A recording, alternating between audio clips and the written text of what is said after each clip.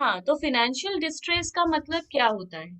Financial distress, distress word का मतलब होता है सिकनेस। जब किसी चीज को जब किसी ह्यूमन बीइंग को का तबीयत खराब हो जाता है तो वो वर्ड लेता है कि आई एम सिक। बट जब कोई कंपनी का हालत खराब हो जाता है तो वो वर्ड यूज करता है आई एम डिस्ट्रेस्ड। तो डिस्ट्रेस वर्ड का मतलब होता है सिकनेस। फिनेंशियल डिस्ट्रेस का मतलब होता है कि उस कंपनी के ऊपर लोन बहुत आ गया है और इतना पैसा नहीं है कि वो उसको पे ऑफ कर सके। तो जब financial distress occurs when an organization is unable to pay its creditors and lenders, जब वो अपने क्रेडिटर और लेंडर को पे नहीं कर पाता है तो वो कहता है कि कंपनी का फाइनेंशियल डिस्ट्रेस आ गया है। This condition takes place when business has high leverage. Leverage का मतलब होता है रिस्क। तो जब भी किसी कंपनी का कंडीशन ऐसा हो जाता है कि कंपनी हाई रिस्क ले चुका है पर उसका प्रॉफिट बहुत कम है, बीईपी बहुत हाई है। बीईपी मतलब ब्रेक इवन पॉइंट।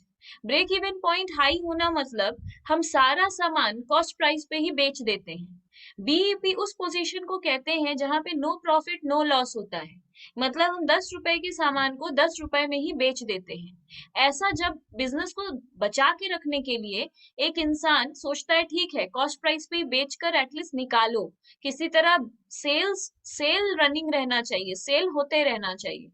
तो इसलिए जब कोई कंपनी हाई रिस्क लिया हुआ रहता है और प्रॉफिट बहुत कम हो रहा होता है, उसका बीईपी बहुत हाई हो जाता है और या तो उसका सेल्स बहुत डिक्लाइन हो जाता है, गिर जाता है, तो हम लोग कहते हैं ये उसका फिनेंशियल डिस्ट्रेस है। Suppliers start charging interest on unpaid amount. ऐसे टाइम पे लोग क्या करना शुरू कर देते हैं, अगर मेरा 1 लाख रुपया उधार था उससे और हम बोले थे हम 2 महीने में तुमको पे ऑफ कर देंगे, पर हम 2 महीने तक पे ऑफ नहीं किए, तो फिर वो मेरा इंटरेस्ट बैठाने लगता है। उसके बाद है lenders will not extend any additional loan. फिर वो मेरे को और लोन देना बंद कर देता है। कस्टमर्स कैंसिल देयर ऑर्डर्स और do not place new order. Customer लोग जो ऑर्डर दे चुका है वो अपना ऑर्डर कैंसिल करने लगता है। जो कस्टमर्स मेरे रेगुलर कस्टमर भी थे आज वो कस्टमर भी मेरे पास नहीं है।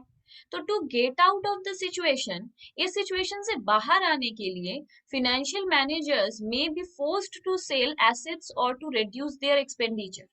तो फाइनेंशियल मैनेजर्स को अपना मतलब कंपनी का एसेट बेचना पड़ता है या फिर अपना खर्चा को कम करना पड़ता है। Financial distress leads to bankruptcy. देखो ऐसा नहीं है कि फाइनेंशियल डिस्ट्रेस से कोई बाहर नहीं निकल सकता। कंपनी के पास बहुत सारा प्लानिंग होता है जो फाइनेंशियल मैनेजमेंट के through financial manager financial distress से बैक आते हैं। उससे बैक आया जा सकता है, बिजनेस को फिर से अच्छा बनाया जा सकता है। पर अगर फाइनेंशियल डिस्ट्रेस से हम लोग बाहर नहीं निकल पाए तो बैंकरप्सी हो जाएगा, मतलब हम लोग बैंकरप्ट हो जाएंगे, हम लोग पास कोई रुपया नहीं बचेगा, लास्ट में हम लोग को बिजनेस लॉस में बंद करना पड़ेगा। तो सिकनेस, जब भी किसी इंसान को सिकनेस होता है तो दो चीज होता है, या तो वो बेटर हो जाता है या तो फिर कुछ नहीं होता है, वो और खराब हो जाता है। तो सेम डिस्ट्रेस का मतलब है सिकनेस। तो बिजनेस में भी जब फाइनेंशियल डिस्ट्रेस आता है तो या तो पोजीशन ठीक हो जाता है या तो वो बिल्कुल ही बैंकरप्ट हो जाता है। तो the pay out diagram for bond holders, ये एक ऐसे ही डायग्राम है जो हमें याद रखना है, ऐसे ही देख के रखना है, रिटेन एग्जाम में बनाते हैं, एमसीक्यू में इसका कोई काम नहीं है।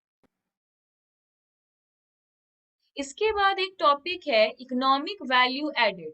इकोनॉमिक वैल्यू एडेड को ईवीए कहते हैं। ये बहुत इंपॉर्टेंट टॉपिक है, बहुत ज्यादा इंपॉर्टेंट। तो EVA is net operating profit minus an appropriate charge for the opportunity cost of all capital invested in an enterprise. तो ईवीए क्या है? ईवीए वो अमाउंट है जो हम लोग पहले net profit, net operating profit निकालते हैं। नेट ऑपरेटिंग प्रॉफिट निकालने के बाद उससे माइनस करते हैं appropriate charge for the opportunity cost of all capital invested. Opportunity cost का मतलब क्या होता है? अपॉर्चुनिटी कॉस्ट का मतलब होता है, जैसे सोचो कि सीए बनने के बाद हम चाहे तो हम बाहर जाकर जॉब कर सकते हैं, मेरे को 50,000 मिलेगा। अगर हम खुद का फर्म खोल लेते हैं और प्रैक्टिस करते हैं तो मेरे को 80,000 मेरा प्रॉफिट इनकम होगा। तो या तो हम फर्म चला सकते हैं या तो हम जॉब कर सकते हैं। एक आदमी प्रैक्टिस भी कर रहा है, मतलब खुद का फर्म भी चला रहा है और दूसरी जगह जाके जॉब भी कर रहा है, ये उसके लिए पॉसिबल नहीं है। तो बेसिकली अगर सोचो हम, अब दो ऑप्शन है मेरे पास, दो ऑल्टरनेटिव्स है मेरे पास, हम उसमें से कोई एक चूज करे हैं और बेस्ट ऑल्टरनेटिव चूज किया जाता है। तो बेस्ट ऑल्टरनेटिव क्या है, जिसमें 80,000 इनकम है, तो हम जाकर खुद का फर्म खोल लेंगे, मतलब प्रैक्टिस करेंगे, तो मेरे को 80,000 मिलेगा। बट इस 80,000 को पाने के लिए हम अपना 50,000 छोड़ चुके हैं। तो that 50,000 is my opportunity cost. मतलब to earn 80,000 we have to leave that 50,000, that 50,000 the left out amount is opportunity cost. Now ये अपॉर्चुनिटी कॉस्ट को जो हम छोड़े, दैट 50,000, यहाँ पे मेरा charge for the opportunity cost मेरा कितना है, 50,000। तो नेट ऑपरेटिंग प्रॉफिट से जो मेरा ऑपरेटिंग कॉस्टिंग का चार्ज आया वो हम माइनस कर देंगे। वो माइनस करके मेरा ईवीए आएगा। It measures the true economic performance of a company. तो ईवीए एक ट्रू इकोनॉमिक परफॉर्मेंस कंपनी का मेजर करता है। It creates wealth of the share holders. ये सब कीवर्ड है, एमसीक्यू में पूछ सकता है कि ईवीए क्या करता है। हम लोग बोलेंगे इकोनॉमिक परफॉर्मेंस को मेजर करता है। ये क्या क्रिएट करता है, वेल्थ क्रिएट करता है शेयर होल्डर के लिए। तो it is an estimate of true economic profit.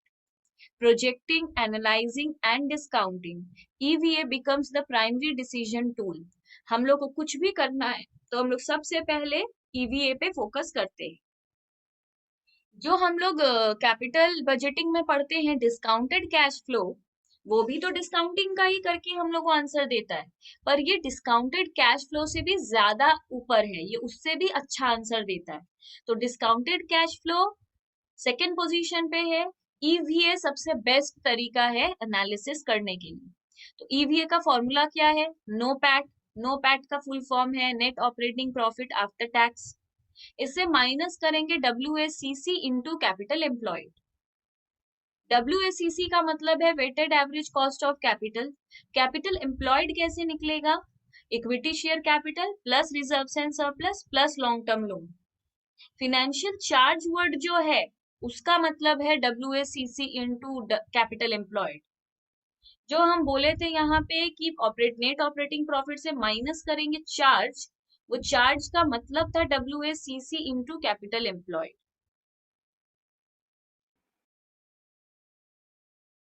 अब फंक्शंस ऑफ एफएम है, इसका भी सिर्फ पॉइंट्स याद कर लो। एफएम का क्या क्या काम है, इन्वेस्टमेंट डिसीजन का, फिनेंसिंग डिसीजन का, डिविडेंड डिसीजन का, ये सब काम में एफएम हम लोगों के काम आता है। इसके बाद है ऑब्जेक्टिव क्या है एक फर्म का। एक फर्म का दो ऑब्जेक्टिव है, प्रॉफिट मैक्सिमाइजेशन, वैल्यू मैक्सिमाइजेशन। ये दो उसका ऑब्जेक्टिव है। याद रहे एक फर्म का दो ही ऑब्जेक्टिव है, एक बिजनेस दो ही चीज पे फोकस कर सकता है, या तो प्रॉफिट मैक्सिमाइजेशन पे या तो वैल्यू मैक्सिमाइजेशन पे। वैल्यू मैक्सिमाइजेशन को ही वेल्थ मैक्सिमाइजेशन कहते हैं। जैसे बहुत सारे स्टूडेंट से हम पूछते हैं फर्म का क्या ऑब्जेक्टिव है, तो वो तीन कहता है, profit maximisation, wealth maximisation and value maximisation. हम ये बात यहाँ क्लियर कर रहे हैं कि सिर्फ दो ही ऑब्जेक्टिव है एक फर्म का, profit maximisation and wealth maximisation. Wealth maximisation का दूसरा नाम है वैल्यू मैक्सिमाइजेशन। प्रॉफिट मैक्सिमाइजेशन का मतलब क्या है, एक बिजनेस सिर्फ फोकस करता है अपने प्रॉफिट पे। जैसे कि हम लोग जब बड़े बड़े बिजनेस को देखते हैं तो हम लोग बोलते हैं कि ये 1 लाख रुपए का घड़ी रखा है, कौन खरीदेगा 1 लाख का घड़ी। तो बेसिकली वो बोलता है नहीं, डेली एक घड़ी तो बिक ही जाता है। तो वो क्या कर रहा है, उस घड़ी का दाम है रियल में 60,000, वो उसको बेच रहा है 1 लाख में। तो हम वो किस पे फोकस कर रहा है ना, एक ही घड़ी हम बेच ले, एक दिन में 40,000 का हम प्रॉफिट करके निकल जाएंगे। कुछ लोग कैसे होते हैं जो सेल्स मैक्सिमाइजेशन इसका ऑब्जेक्टिव नहीं है फर्म का, बट हम एग्जांपल दे रहे हैं। कुछ लोग सेल्स मैक्सिमाइजेशन पे फोकस करते हैं, जैसे कि बोलते हैं कि 40, मेरा 60,000 का सामान है, 65,000 में, मतलब 5,000 प्रॉफिट रख के 20 घड़ी बेच दो। तो वो बोलता है कि देखो घूम फिर के तो हमको उतना ही प्रॉफिट हो गया ना 40,000, पर वो बोलता है हम सेल ज्यादा करेंगे। और कुछ लोग बोलते हैं हम एक ही चीज बेचेंगे, पूरा प्रॉफिट उसी में कमा लेंगे।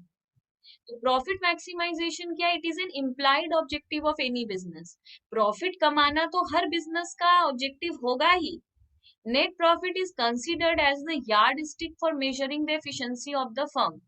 कोई भी फर्म का एफिशिएंसी हम लोग कैसे देखते हैं, किसी भी कंपनी का हम लोग बैलेंस शीट उठाते हैं, सबसे पहले उसका प्रॉफिट देख लेते हैं। मतलब एक इंसान को चाहे अकाउंट्स का नॉलेज हो या नहीं हो, फिनेंस का नॉलेज हो या नहीं हो, उसको ये पता है कि कोई भी बैलेंस शीट उठा के सबसे पहले प्रॉफिट देख लो। प्रॉफिट सबसे पहले हम लोग देखते हैं। Economic resource should be utilised efficiently when all the business firms aims at profit maximization। हम लोग को डेफिनेटली सारा रिसोर्स को बहुत अच्छे से यूज करना चाहिए, वेस्टेज नहीं होना चाहिए, तभी हम लोग का प्रॉफिट मैक्सिमाइज होगा। वैल्यू मैक्सिमाइजेशन क्या है? It is generally accepted that the goal of a business is to maximise the wealth of the share holder. कुछ फर्म ऐसे होते हैं जो सोचते हैं शेयर होल्डर को ज्यादा पैसा मिलना चाहिए। शेयर होल्डर को क्या मिलता है? डिविडेंड। या फिर वो जो शेयर आज 10 रुपए में खरीदा है, अगर कंपनी का शेयर का दाम ऊपर गया तो 20 रुपए का हो जाएगा एक एक शेयर। तब जब वो शेयर होल्डर उस शेयर को बेचेगा तो उसको ज्यादा रुपया मिलेगा। तो शेयर होल्डर का अगर इनकम के बारे में सोचना है, शेयर होल्डर का वेल्थ के बारे में सोचना है, तो हम लोग को दो चीज पे ध्यान देना होगा। शेयर होल्डर का शेयर का दाम बढ़ जाए और शेयर होल्डर को ज्यादा डिविडेंड मिले। अगर शेयर का दाम बढ़ रहा है मतलब कंपनी बहुत अच्छा कर रहा है कुछ, तभी दाम बढ़ रहा है, उसमें भी कंपनी का फायदा। अगर कंपनी ज्यादा डिविडेंड बांट रहा है मतलब कंपनी को ज्यादा प्रॉफिट हो रहा है। तो कंपनी ये दिखाता है, ये बोलना चाहता है इस, देखो प्रॉफिट मैक्सिमाइजेशन में कंपनी क्लियर बोलता है मेरे को ज्यादा प्रॉफिट चाहिए। वेल्थ मैक्सिमाइजेशन में कंपनी घुमा के बोलता है कि हमको शेयर होल्डर का वेल्थ ज्यादा चाहिए। Wealth of the equity share holder is represented by the market value of equity share. Wealth कैसे तैयार होगा? जब इक्विटी शेयर का मार्केट वैल्यू ज्यादा होगा। The current wealth of the share holder, कोई भी शेयर होल्डर अपना वेल्थ कैसे निकालता है? जो वो शेयर खरीदा है इनटू करेंट मार्केट प्राइस। जो करंट मार्केट, जैसे अभी मेरे पास 10 शेयर है, एक एक शेयर का दाम 50 रुपया है, तो मेरा वेल्थ कितना है? 500। इसको कहते हैं वेल्थ मैक्सिमाइजेशन। इसका हम क्लियरली डिफरेंस लिखाए हैं। ये बिजनेस का परफॉर्मेंस देखता है प्रॉफिट के बेसिस पे, ये कहता है शेयर होल्डर का वेल्थ देखो, ये कहता है प्रॉफिट देखो। ये अज्यूम करता है परफेक्ट कंपटीशन मार्केट है। प्रोडक्ट मार्केट में प्रॉफिट कहाँ सोच पाएंगे? प्रोडक्ट मार्केट में जहां प्रोडक्ट बेचते हैं। पर वेल्थ मैक्सिमाइजेशन के लिए हम कौन सा मार्केट देखेंगे? कैपिटल मार्केट, जहां पे शेयर खरीद बेच हो रहा है। It does not involve risk in achieving the goal. अगर हम बिजनेस कर रहे हैं ज्यादा प्रॉफिट सोच के, तो इसमें कोई रिस्क नहीं ले रहे हम। पर अगर हम ज्यादा पैसा इन्वेस्ट करके शेयर का दाम का बढ़ने का वेट कर रहे हैं, तो वहां तो हम रिस्क ले रहे हैं। जो शेयर में इन्वेस्ट कर रहा है वो रिस्क ले रहा है। यहाँ पे हम लोग ईपीएस डीपीएस आरओआई कुछ नहीं देखते, यहाँ तो आंख बंद करके प्रॉफिट देखते हैं। पर एक शेयर के केस में हम लोग EPS DPS, DPS means dividend per share, ROI मतलब रिटर्न ऑन इन्वेस्टमेंट, ईपीएस मतलब अर्निंग पर शेयर, यहाँ तो ये सब देखना पड़ेगा। It ignores time value of money. Time value of money एक कॉन्सेप्ट है, बाद में बताएंगे, ये उस पर ध्यान नहीं देता। पर वेल्थ मैक्सिमाइजेशन उस पर ध्यान देता है। अब चीफ फाइनेंशियल ऑफिसर सीएफओ का फंक्शन क्या है? Estimation of financial requirement, business को कितने पैसे का जरूरत है सीएफओ बताता है। कैपिटल स्ट्रक्चरिंग का मतलब होता है कितना पैसा मेरे को इक्विटी से लाना चाहिए, कितना पैसा मेरे को डेट से लाना चाहिए, ये मेरे को सीएफओ बताता है। फिर इन्वेस्टमेंट डिसीजन, मेरे को कितना पैसा बिजनेस में और इन्वेस्ट करना चाहिए, वो बताता है किसमें इन्वेस्ट करना चाहिए, कौन सा प्रॉफिटेबल इन्वेस्टमेंट होगा जिसमें इन्वेस्ट करना चाहिए, ये सीएफओ बताता है। हमारा पोर्टफोलियो मैनेज करता है। पोर्टफोलियो मतलब हम लोग जब हमारे पास अगर 10,000 रुपया है, हमें वो इन्वेस्ट करना है, तो कभी भी एक ही कंपनी के शेयर में पूरा 10,000 नहीं डालना चाहिए।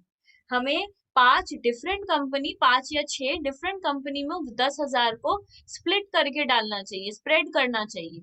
इसको पोर्टफोलियो बनाना कहते हैं। मतलब अगर मेरे पास 10,000 है तो हम रिलायंस का 2,000 का शेयर खरीदेंगे, टीसीएस का 3,000 का शेयर खरीदेंगे, किसी और कंपनी का हम कम और दूसरे अमाउंट का।